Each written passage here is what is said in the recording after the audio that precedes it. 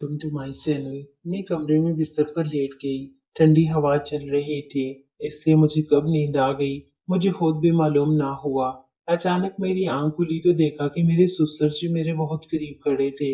मैं घबरा कर बोली, अब्बू जी, ये आप क्या कर रहे हैं? उन्होंने मुझे खामोश रहने का इशारा किया और अपनी तन्हाई और जज्बात के बारे में बात करने लगे। ससुर जी कहने लगे कि मेरे बेटे ने अपनी जवान बीवी को अकेला छोड़ रखा है और वो खुद भी अपनी बीवी के इंतकाल के बाद शदीद तन्हाई महसूस करते हैं। उन्होंने कहा कि दोनों अपनी अपनी तन्हाई का सहारा एक दूसरे में तलाश करते हैं। मैं भी अपने शोहर की मुसलसल गैर मौजूदगी की वजह से जज्बाती तौर पर कमजोर हो चुकी थी। इसी कमजोरी और तन्हाई की वजह से मैं ससुर जी से, मेरा नाम फराह है, मेरी शादी एक अच्छे और खुशहाल घराने में हुई थी। उनके पास काफी ज़रई जमीन थी। मेरे शोहर इस्लामाबाद में मुलाजमत करते थे, जहां उनकी माहाना तनख्वाह 3 से 4 लाख रुपए थी। इसी वजह से वो नौकरी छोड़ने के लिए तैयार नहीं थे। वो कहते थे, जमीन की देखभाल तो वालिद साहब कर ही रहे हैं, फिर इतनी अच्छी तनख्वाह वाली नौकरी क्यों छोड़ूं? घर में सिर्फ मैं, मेरी सास और मेरे ससुर जी रहते थे। मेरे शौहर महीने में 1 या 2 बार ही घर आते थे। मेरे ससुर जी भी बहुत सेहतमंद और मजबूत आदमी थे। उन्हें देखकर कोई नहीं कह सकता था कि उनकी उम्र 55 साल हो गई, बल्कि वो तकरीबन 35 साल के लगते थे। उधर मेरी सास कैंसर जैसी खतरनाक बीमारी में मुब्तला हो गई थी। पहले वो खुद मेरे ससुर जी के लिए खेत में खाना लेकर जाया करती थी, मगर बीमारी की वजह से बहुत कमजोर हो चुकी थी, इसलिए अब यह जिम्मेदारी मेरे हिस्से में आ गई थी। एक दिन घर के काम करते करते 12 बज गए। मैं अपने ससुर जी के लिए खाना लेकर खेत की तरफ रवाना हुई। रास्ते में हमारे पड़ोसी का बेटा अजमल मिला। उसने पूछा, भाभी कहाँ जा रही हो? मैंने जवाब दिया, ससुर जी के लिए खाना लेकर जा रही हूँ। अजमल कहने लगा, इतनी सख्त धूप में मत जाया करो, तुम्हारा रंग खराब हो जाएगा। चचा जी को कहो कि खुद घर आकर खाना खा लिया करें। वैसे भी जमाना बहुत खराब है। मैंने कहा, मुझे जमाने से कोई डर नहीं। अगर इंसान की नीयत साफ हो तो लोग कुछ नहीं कह सकते। अजमल बोला, भाभी मर्जी आपकी। मैंने तो सिर्फ समझाना था, पहले भी गांव में कई ऐसे वाकयात हो चुके हैं। मैंने अजमल की बात को ज्यादा अहमियत ना दी और खेत की तरफ चल पड़ी।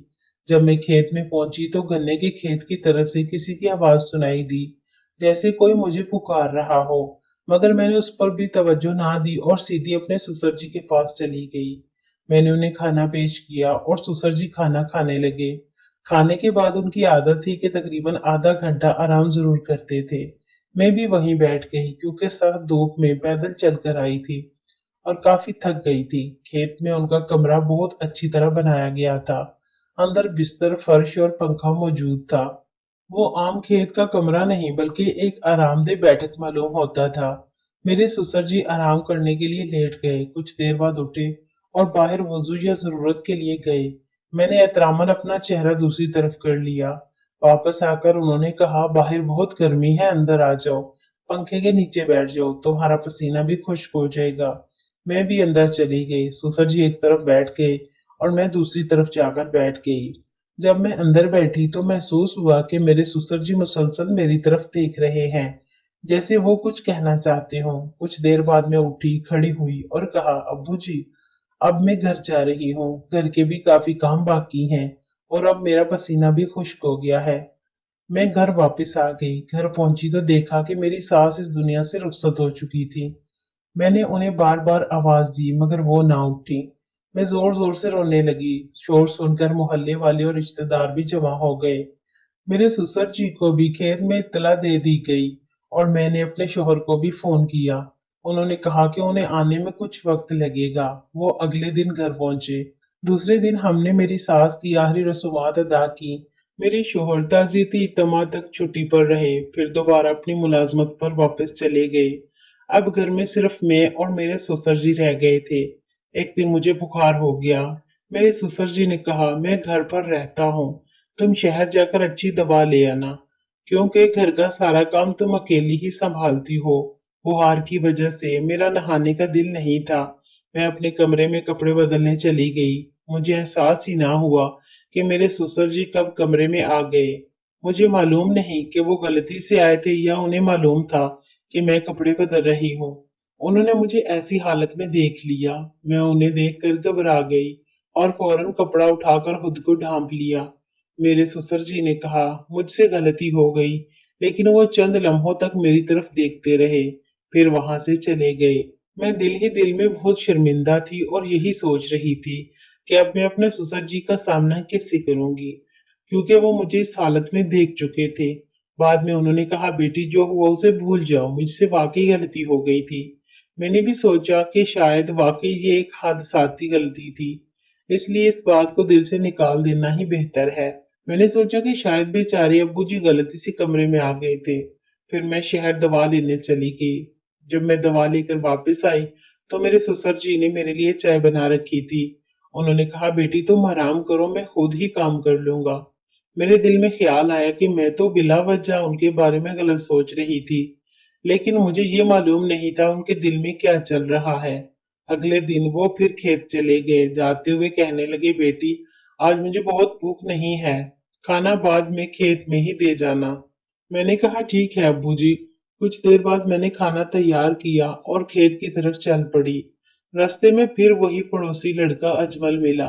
उसने कहा, भाभी आज तो आप बहुत खूबसूरत लग रही हैं। मैंने हंस कर कहा, बस करो, ऐसी बातें ना किया करो। अजमल बोला, कहो तो मैं छतरी ले आऊं ताकि धूप से आपका रंग खराब ना हो। मैंने अजमल की बात का कोई जवाब ना दिया और आगे बढ़ गई। खेत पहुंचकर मैंने अपने ससुर जी को खाना दिया। उन्होंने खाना खाया और फिर कमरे में जाकर बिस्तर पर लेट गए। उन्होंने मुझसे कहा, तुम भी थोड़ी देर पंखे के नीचे आराम कर लो। पहले तुम्हारी सास होती थी तो तुम दोनों आपस में बातें कर लेते थे। अब तुम अकेली रह गई हो, तुम्हारे साथ बात करने वाला भी कोई नहीं।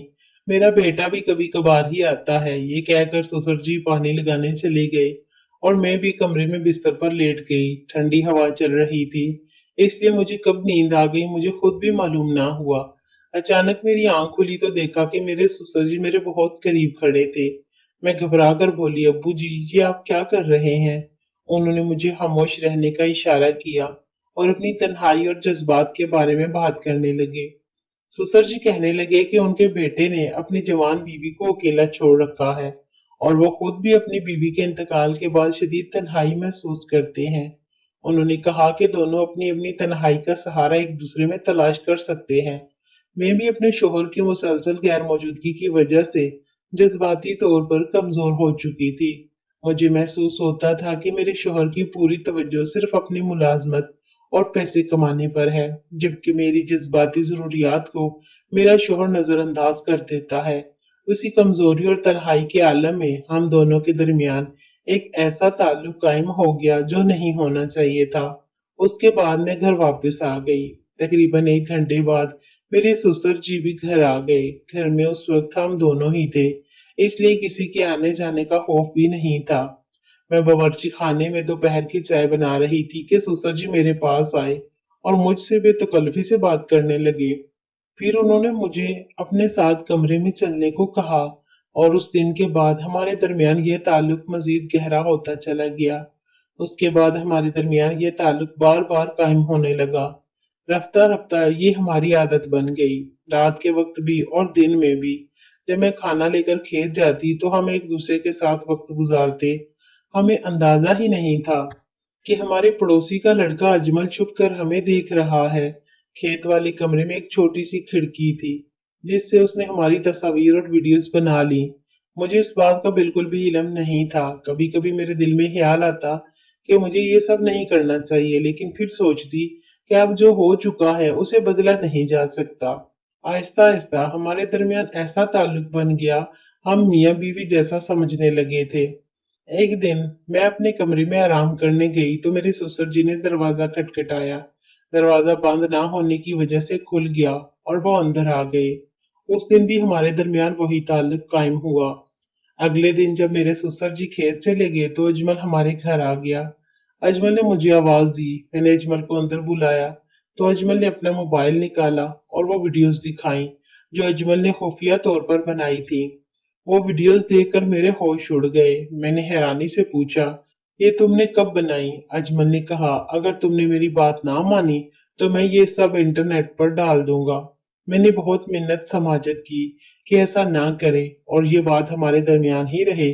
अजमल ने कहा कि वो किसी को नहीं बताएगा, लेकिन उसके बदले में मुझे उसकी शर्त माननी पड़ेगी। उस वक्त मुझे महसूस हुआ कि मेरे पास कोई रास्ता नहीं बचा। मैं शदीद दबाव और खौफ में थी, इसलिए अजमल की बात मानने पर मजबूर हो गई। अजमल ने कहा कि अगर मैं चाहती हूँ कि ये वीडियो वायरल ना हो, तो मुझे उसकी बात माननी होगी। इस तरह वो मुझे ब्लैकमेल करने लगा। उसके बाद जब भी मेरे ससुर जी खेत जाते, अजमल मौका पाकर घर आ जाता। दूसरी तरफ जब मैं खेत जाती तो मेरे ससुर जी मुझे अपने पास रोक लेते। यूं मैं दो तरफा दबाव में फंस गई थी। कुछ अरसे बाद अजमल की शादी हो गई। उसके बाद उसका आना कम हो गया क्योंकि अजमल अपनी घरेलू जिंदगी में मसरूफ रहने लगा।